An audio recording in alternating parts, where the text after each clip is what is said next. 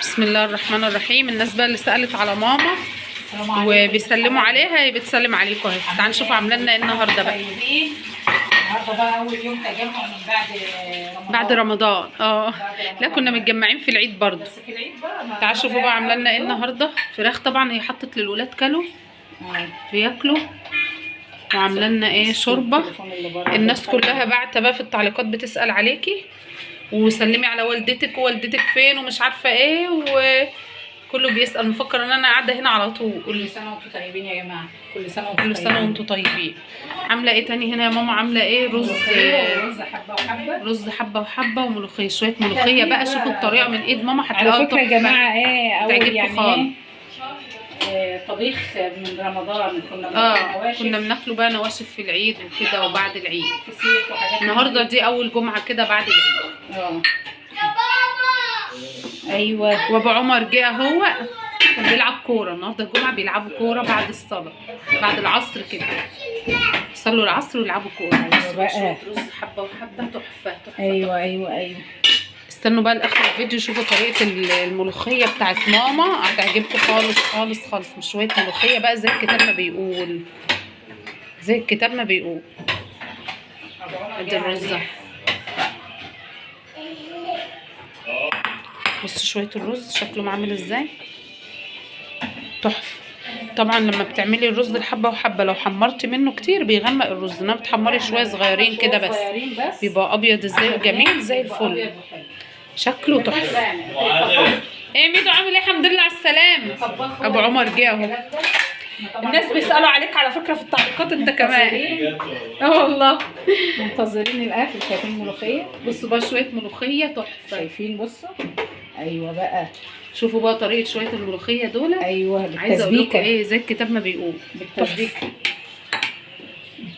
يا جماعه. والله انا ما دقتش لسه عشان نحكم، بس انا عارفه لان انا ضايقاها قبل كده كتير وعارفه هي بتعملها طعمها عامل ازاي، بيبقى طعمها جميل. الخلطه اللي فيها دي والعرق اللي فيها ده، بصوا العرق ده سببه ايه؟ هي هتقول لكم عليه بقى في الفيديو. بقى اتفرجوا على طريقه الملوخيه، شوفوا معانا ايه ماما هتعملها ازاي جميله. وانا طلعت لكم ماما اهي عشان كل الناس اللي كانت بتسال عليها. ما هم هيشوفوا بقى الطريقه اهيت في الفيديو، وانا طلعت لكم ماما اهي عشان انتوا كلكم كنتوا بتسالوا عليها في التعليقات. كل سنه وانتم طيبين. يلا نبدا كده ببركه بسم الله الرحمن الرحيم.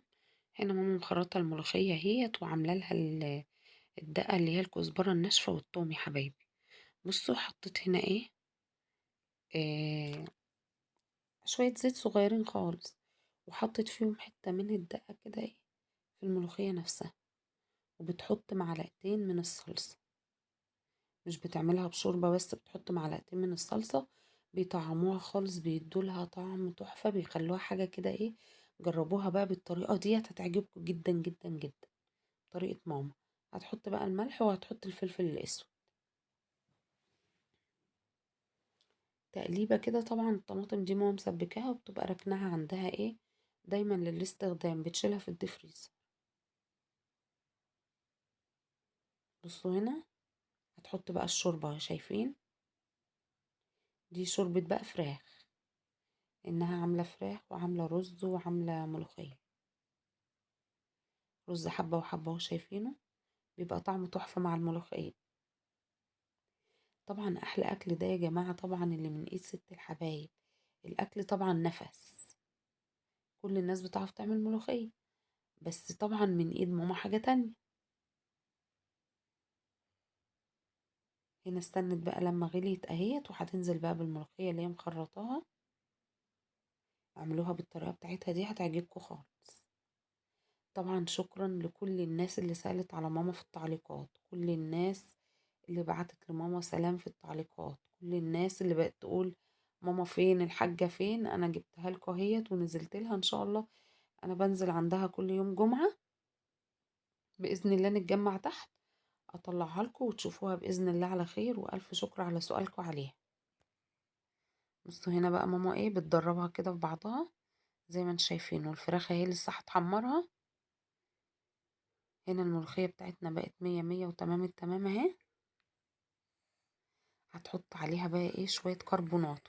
بصوا شوية كربونات هما اللي هيخلوها يدي الفوران ده، شايفين بيعمل بقى فيها عرق كده وبيخليها ما تسقطش وبيخليها جميلة جميلة جميلة.